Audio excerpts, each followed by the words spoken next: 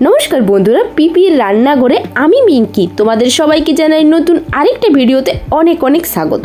আজ আমি তোমাদের জন্য নিয়ে চলে এসেছি ব্রোকলির রেসিপি। খুবই সাধারণভাবে খুবই টেস্টি আর খুবই হেলদি।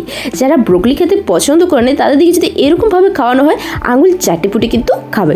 অনুরোধ রইল ভিডিও শেষ পর্যন্ত কিন্তু অবশ্যই থাকবে। ভিডিওটা যদি ভালো লাগে থাকে তাহলে অবশ্যই একটা লাইক করে দিয়ে যাবে। এখানে আমি আলু আর ব্রোকলিগুলোকে কাটে নিয়েছি। এখানে ব্রোকলিটা আমি দেখতে পাচ্ছি ডাটা সমেত কিন্তু রেখে দিয়েছি আর বেশ বড় বড় করে কিন্তু ব্রোকলিগুলোকে কাটে নিয়েছি। আর ব্রোকলিটা তোমরা কাটার সময় অবশ্যই কিন্তু ধুয়ে তারপরে ব্রোকলিটা কাটবে।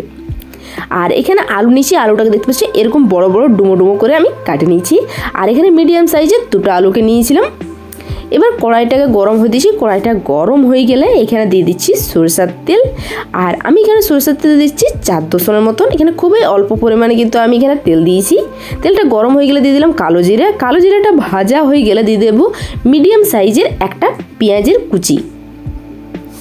পেঁয়াজটাকে হালকা করে একবার নাড়িচাড়ে আমি ভাজি নেবো। বেশি লাল করে ভাজবো না, শুধু হালকা নামমাত্র একটু নাড়িচাড়ে ভাজি নেবো। তারপর দিয়ে দেবো আলুগুলো। আর আলুর সাথে পেঁয়াজটা ভাজা হতে হতে যদি যতক্ষণ আমরা আলুটা ভাজবো পেঁয়াজটা কিন্তু কালো হয়ে যাবে, তার জন্য কিন্তু পেঁয়াজটাকে খুব হালকা শুধু সামান্য নাড়িয়ে নিয়েছিলাম। এবার পেঁয়াজটা আলুটাকে খুব ভালো করে ভাজি নেবো। দেখতে পাচ্ছ পেঁয়াজটার কালারটা আস্তে আস্তে আসতে চলেছে। আর এখানে আমি দিয়ে দিলাম স্বাদ মতো নুন। এখন আলুটার পেঁয়াজটা আমাদের ভাজা হয়ে গেছে। এবার দিয়ে দেবো রসুন আর আদা বাটা 1 চামচ। খুব ভালো করে নাড়িচাড়ে এখানে ভাজে নেবো যতক্ষণ না রসুন আদা থেকে কাঁচা গন্ধটা না চলে যাচ্ছে। আলুটাকে খুব ভালো করে ভাজা হয়ে গেলে দিয়ে দিলাম এখানে ব্রোকলিটা দিয়ে খুব ভালো করে নাড়িচাড়ে ভাজি নেবো। এখানে কিন্তু কালার আসা পর্যন্ত ভাজার কোনো প্রয়োজন না, হালকা নাড়িচাড়ে ভাজলেই হবে। এবার দিয়ে দেবো দুটো মিডিয়াম সাইজের টমেটোর কাটা টমেটোর টুকরোগুলোকে দিয়ে দিলাম। আবারও খুব ভালো করে এখানে নাড়িচাড়ে আমি ভাজি নিলাম। টমেটোটা গোলা আসা পর্যন্ত কোনো অপেক্ষা করতে হবে না, এমনি নাড়িচাড়ে একটু ঢাকা দিয়ে দিচ্ছি এবার কিছুক্ষণের জন্য। কিছুক্ষণ বাদে ফিরে আসছি। আবারও খুব ভালো করে নাড়িচাড়ে নিলাম। এবার একটা মশলা এখানে আমরা তৈরি করে নেবো। তার জন্য দিয়ে দিলাম 1/2 চামচ জিরার গুঁড়া, 1 চামচ দিয়ে দিচ্ছি ধনের গুঁড়ো, 1/2 চামচ দিয়ে দিলাম লঙ্কার গুঁড়ো, 1/2 চামচেরও কম দিয়ে দিচ্ছি হলুদের গুঁড়ো। এই সব গুঁড়ো মশলাগুলোকে একটা আমি ঘোল তৈরি করে নেব। খুব ভালো করে দেখতে পাচ্ছ মশলাগুলো গুলে নিয়েছি। এইবার গুলে রাখা মশলাটা আমি এখানে আলু আর ব্রোকলিতে দিয়ে দিচ্ছি। আর সাথে 2 চামচের মতন পানি দিয়ে বাটিটা ধুয়ে নিয়েছি, সেই বাটি ধোয়া পানিটাও কিন্তু দিয়ে দিলাম। এবার খুব ভালো করে লাড়িচাড়ে এখানে আমি ভাজি নেব। আর এখানে মনে হচ্ছিলো যে এবার মশলাটা আমার নাড়তে নাড়তে লাগিয়ে যাচ্ছিলো, যেন খুবই সামান্য কিন্তু এখানে পানি দিয়ে দিচ্ছি। পানি দিয়ে কষে নিচ্ছি।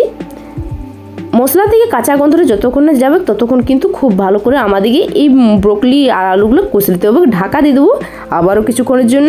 আর আঁচটা এই সময় রেখেছিলাম লো টু মিডিয়ামে। ফিরে এলাম কিছুক্ষণ বাদে। আবারও খুব ভালো করে লাড়িচাড়ি মেশালবো। খুব ভালো করে নাড়িচাড়ি এখন আমি ভালো করে মেশা নিয়েছি। এবার দিয়ে দিচ্ছি পানি। এখানে দেখতে বেশি এই ব্রোকলিতে কিন্তু ঝোল ভালো লাগে না, তাই জন্য কিন্তু অল্প পরিমাণে পানি দিয়েছি। 1/2 কাপের মতন কিন্তু এখানে আমি পানি দিয়েছি।